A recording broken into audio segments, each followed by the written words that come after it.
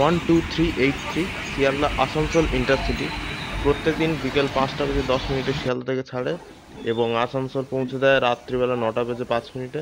এবং শিয়ালদার পর এটি ব্যারাকপুর, নৈহাটি, ব্যান্ডেল, বর্ধমান, পানাগড়, দুর্গাপুর, অন্ডাল, রানীগঞ্জ এই স্টেশনগুলোতে হল্ট নেয়। এবং পরের দিন সকাল 6টা বেজে 45 মিনিটে এই ট্রেনটি আসানসোল থেকে ছাড়ে এবং শিয়ালদা ফিরে আসে সকাল 10টা বেজে 45 মিনিটে।